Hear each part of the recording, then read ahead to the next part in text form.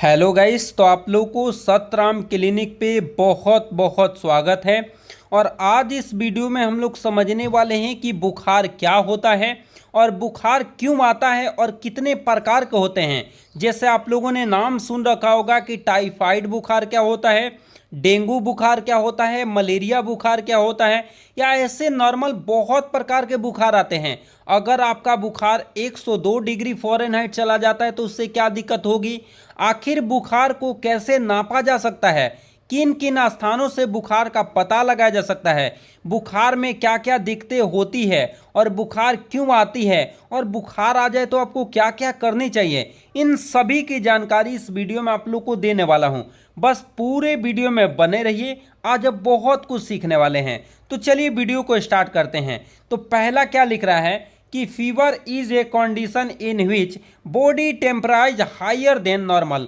देखिए बुखार क्या होता है, हमारे शरीर में क्या होता है, नॉर्मल टेम्परेचर होता है। अगर टेम्परेचर उससे अधिक होता है, यह लिख रहा है कि बुखार एक प्रकार की अवस्था है जिसमें शरीर का तापमान क्या हो जाता है, सामान्य से अधिक हो जाता है। हमारे शरीर में नॉर्मल टेम्परेचर है, अगर उस टेम्परेचर से ज़्यादा टेम्परेचर हमारे शरीर का हो जाता है तो उसी को हम लोग बुखार के नाम से क्या करते हैं, जानते हैं।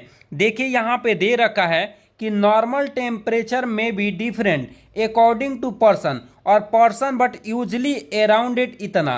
कहने का मतलब क्या है कि पर्सन, हर व्यक्ति का टेम्परेचर अलग अलग हो सकता है, वो जगह के हिसाब से हो सकता है कि कोई ठंडी इलाके में रह रहा है, कि खूब कोई गर्म इलाके में रह रहा है, कि कोई मीडियम इलाके में रह रहा है।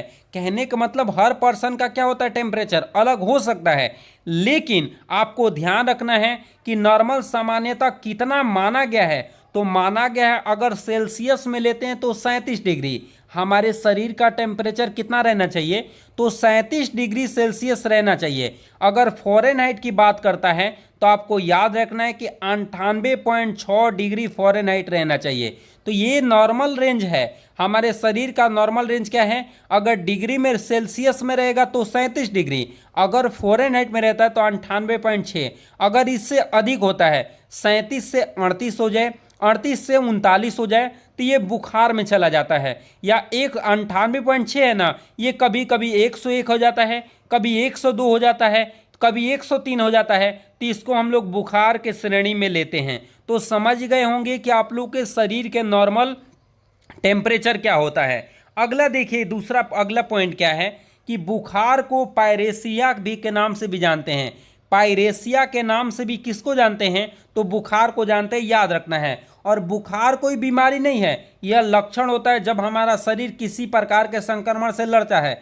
देखिए जब हमारा शरीर क्या होता है, अगर मान लीजिए बैक्टीरियल इन्फेक्शन हो गया, वायरल इन्फेक्शन हो गया, प्रोटोजोआ का इन्फेक्शन हो गया, फंगल इन्फेक्शन हो गया, तो उससे हमारा शरीर क्या होता है, इम्यूनिटी बनाता है, एंटीबॉडी बनाता है और उससे लड़ने में मदद करता है। और जब लड़ते लड़ते हमारा शरीर जो है, शरीर का इम्यूनिटी पावर थक जाता है, तो उस स्थिति में क्या लक्षण दिखाई देने लगता है, तो फीवर आने लगता है। ये ध्यान रखना है। अगला आ जाते हैं कि फीवर कहाँ कहाँ से नाप सकते हैं। तो अपने सर पे आप लोग क्या थर्मामीटर से नाप सकते हैं, या ऐसा आप लोग को आजकल तो डिजिटल आ गया है और उस डिजिटल से हम आसानी से उपयोग कर सकते हैं। जैसे बाहों के नीचे रख सकते हैं, या आप अपने जीभ के नीचे भी रख के आप चेक कर सकते हैं। ऐसे आप लोग थर्मामीटर से क्या कर सकते हैं, उपयोग कर सकते हैं। और आजकल डिजिटल है और आप लोग को पता है। अगर नहीं आता है तो मैं आप लोगों को बताऊंगा एक दिन कि आखिर कैसे चेक किया जाता है, क्या चीज़, कि आपके शरीर में बुखार है कि नहीं। अगर नॉर्मल टेम्परेचर से ज़्यादा टेम्परेचर आ रहा है तो आपके शरीर में बुखार है। अब बुखार आने का कई कारण हो सकता है। बैक्टीरियल इन्फेक्शन हो सकता है। कहने का मतलब यह है कि अगर कोई बैक्टीरिया हमारे शरीर पे क्या करती है, अटैक करती है, तो उस स्थिति में भी बुखार आ सकता है। वायरल इन्फेक्शन अगर होता है, यहाँ पे वायरस लिखेगा, जीवाणु नहीं, अगर वायरल इन्फेक्शन होता है उससे भी हो सकता है। या शरीर में थकान, कहने का मतलब क्या है कि कोई भी काम करते करते थक जाते हैं, उस स्थिति में भी महसूस होता है कि हमें क्या आ गया है, हमें क्या हो गया है, बुखार फील होता है। अगर फंगल इन्फेक्शन हो जाता है तब भी हो सकता है, शरीर में किसी भी प्रकार के इन्फ्लामेशन हो जाता है तब भी हो सकता है, या कीड़े के काटने से भी हो सकता है, या पैरासाइटिक इन्फेक्शन से हो सकता है, स्वेलिंग अगर हो जाता है उससे हो सकता है, शरीर में कैंसर हो जाए, मलेरिया हो जाए, निमोनिया हो जाए, इन सभी से क्या लक्षण दिखाई देते हैं, तो बुखार आ जाता है। अब आ जाते हैं कि बुखार में लक्षण क्या होते हैं। तो देखिए बुखार में लक्षण क्या क्या होते हैं, तो आपको याद रखना है कि ठंड से कांपना, आपको क्या लगने लगेगा, ठंडी लगने लगेगा, हेड ची रहेगा, हेड ची कहने का मतलब क्या रहेगा, सर में दर्द रहेगा, कभी कभी अचानक खूब तेज क्या आएगा, पसीना आएगा, और क्या भूख नहीं लगना। आप लोगों ने देखा होगा कि टाइफाइड अगर किसी को हो जाए तो टाइफाइड बीमारी कहाँ के, इंटेस्टाइन की है, आंत की बीमारी है, तो आपको पेट में कब्ज बना रहता है, भूख बहुत कम लगती है। ज़्यादातर टाइफाइड में देखा गया है कि आपको साफ भूख लगेगा ही नहीं, क्योंकि वो आंत में होने वाला बुखार है, और जो आंत में बुखार है उससे एक पेट में कब्ज बना रहता है और भूख नहीं लगता है। तो बुखार में सब होते हैं। और क्या, आपको अगर शरीर में डिहाइड्रेशन हो जाता है, शरीर में पानी या वीकनेस हो जाता है, तो ये सभी आपको लक्षण अगर दिखाई देते हैं, या क्या थकावट होना, तो इससे समझ जाइए कि ये किसके लक्षण हैं, तो बुखार की ये सभी के सभी क्या हैं, लक्षण हैं। अगर सर ठंड से शरीर कांप रहा है, सर में दर्द रह रहा है, पसीना आ रहा है, भूख नहीं लग रहा है, पानी की कमी हो गई है, ये सभी आपको दिखाते हैं कि आपको बुखार हुआ है। अब आ जाते हैं कि बुखार कितने प्रकार के होते हैं।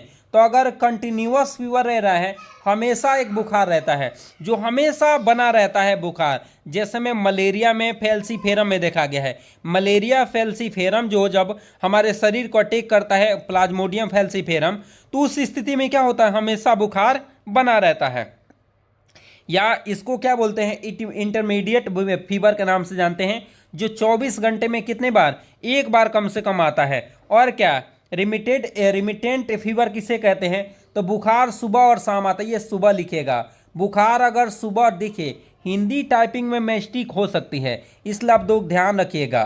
तो अगर सुबह और शाम दोनों बुखार आता है तो रिमिटेंट फीवर के नाम से क्या करते हैं, जानते हैं। और देखिए क्रिसियस फीवर के नाम से कब जानते हैं, बुखार कम होने के बाद अचानक फिर आ जाना। बुखार जैसे ही नॉर्मल हुआ अचानक फिर तेज हो जाता है, फिर नॉर्मल होता है, फिर तेज हो जाता है, तो उसी को हम लोग जानते हैं। अगला क्या है, अगला है रिपल्सिव फीवर, कुछ दिन कम रहता है, हो जाना फिर अचानक आ जाना। मतलब आज बुखार आया और आराम रहा, फिर 2 दिन फिर आ गया, फिर आराम रहा, फिर आ गया, तो उसको हम लोग ये बुखार बोलते हैं। इरेगुलर फीवर किसे कहते हैं, देखिए इरेगुलर फीवर, तो बुखार कभी कम होना कभी ज़्यादा होना, इसको हम लोग इरेगुलर फीवर के नाम से क्या करते हैं, जानते हैं। रिगर फीवर के नाम से किसे कहते हैं, तो ठंड लगकर कपकपी चलना। अगर ठंड लग के बहुत कपकपी चल रही है, ऐसे मलेरिया में देखा गया है कि मलेरिया में क्या होता है, जब प्लाज्मोडियम हमारे शरीर के आरबीसी पर अटैक करते हैं तो उससे एक पदार्थ निकलता है जिसका नाम है हीमोजोइन, और हीमोजोइन जितने अधिक मात्रा में निकलता है, मलेरिया की बातें कर रहा हूँ, उस स्थिति में कपकपी लगकर शरीर में बुखार आता है, तो उसी को हम लोग रिगर फीवर के नाम से क्या करते हैं, जानते हैं। अगला देखिए लो ग्रेड फीवर, एकदम लो ग्रेड का फीवर अगर है, देखिए मैंने बताया था कि 98.6 डिग्री फ़ारेनहाइट आपके शरीर का टेम्परेचर है, और ये बढ़ के 99 हो जाए तो ये नॉर्मल एकदम लो ग्रेड का फीवर, इसको फीवर में कैलकुलेट किया ही नहीं जाता है, ये समझिएगा। हाई ग्रेड फीवर कब बोला जाता है, जब 102 से ज़्यादा हो जाए, तो उसमें आपको टाइफाइड भी हो सकता है, मलेरिया भी हो सकता है, डेंगू भी हो सकता है। उसके लिए आपको सीबीसी रिपोर्ट आपको देखना होगा। सीबीसी करा के पता चलता है, या डॉक्टर आपके सिम्टम को पकड़ के पहचान कर जाते हैं कि डेंगू हुआ है, लेकिन आप जैसे ही आप सीबीसी कराओगे तो उससे कंफर्म हो जाता है कि आखिर आपका अगर प्लेटलेट्स डाउन होता है तो आपको डेंगू में चले गए हैं, या और भी बहुत सारे लिम्फोसाइट, न्यूट्रोफिल, ये सभी उससे पता लग जाते हैं, जिससे पता लगता है कि आपको क्या क्या दिक्कतें हो रही है, कौन फीवर है। अगर 103 हो गया है तो उसको हाइपोथर्मिया के नाम से जानते हैं। हाइपरथर्मिया के नाम से कब जानेंगे, जब फीवर हमारा कितना हो जाता है, 103 डिग्री फ़ारेनहाइट हो जाता है, तो उसको हाइपरथर्मिया के नाम से जानते हैं। और 99 और 100 के बीच रहता है तो हाइपोथर्मिया के नाम से जानते हैं। तो हाइपोथर्मिया एकदम नॉर्मल रहता है, इससे घबराने की कोई ज़रूरत नहीं होता है। अब कुछ इंपॉर्टेंट बातें कर लेते हैं। कुछ जीवाणु विषाणु चुपचाप अपना कार्य करते हैं और शरीर का तापमान नहीं बढ़ता है जब शरीर में संक्रमण होता है। कभी कभी हमारे शरीर में ऐसे भी होता है कि वायरस या क्या जीवाणु हमारे शरीर में प्रवेश कर गए हैं, वो अपना काम कर रहे हैं, मतलब शरीर को नुकसान पहुंचा रहे हैं, लेकिन टेम्परेचर ऊपर नीचे नहीं हो रहा है, तो वो स्थिति भी हो सकती है। और ज़्यादा संक्रमण में शरीर का प्रतिरोधक जागरूक हो जाता है और शरीर का टेम्परेचर क्या हो जाता है, बढ़ जाता है। और जैसे ही हमारे शरीर पर अटैक करता है, इम्यूनिटी हमारा एंटीबॉडी उससे लड़ते रहता है। ज़्यादा जब थक जाता है तो क्या टेम्परेचर शरीर का बढ़ जाता है। अब देखिए बुखार का नियंत्रण कैसे कर सकते हैं, तो आप लोग दवाइयाँ ले सकते हैं, न्यूट्रिएंट्स ले सकते हैं, एनर्जी ड्रिंक ले सकते हैं, बेड रेस्ट कर सकते हैं, ठंडे पानी का बैग रख सकते हैं, संतुलित आहार और ठंडे पानी की पट्टी आप सर पे रख सकते हैं। और इसके साथ साथ आपको दवा भी लेना जरूरी होता है। तो जैसा फीवर होता है उसके अनुसार दवा होता है। जैसे अगर आपको टाइफाइड हो जाता है तो उस स्थिति में इंजेक्शन कौन कौन चलाया जाता है, तो मोनोसेफ 1 ग्राम का चलाया जाता है, मोनोसेफ 1 ग्राम। ओमसेफ चलाया जाता है, ओमसेफ एंटीबायोटिक है, ओमसेफ 200 चलाया जाता है। और इसके साथ डोलो चलाया जाता है, क्या चीज़, डोलो 650 चलाया जाता है। मल्टीविटामिन चलाया जाता है, इसके साथ डीएसआर भी चलाया जाता है और मल्टीविटामिन चलाया जाता है। तो देखिए ये हो गया आपको टाइफाइड फीवर के लिए कि मोनोसेफ 1 ग्राम देते हैं, ओमसेफ देते हैं, डोलो देते हैं, डीएसआर देते हैं, मल्टीविटामिन देते हैं।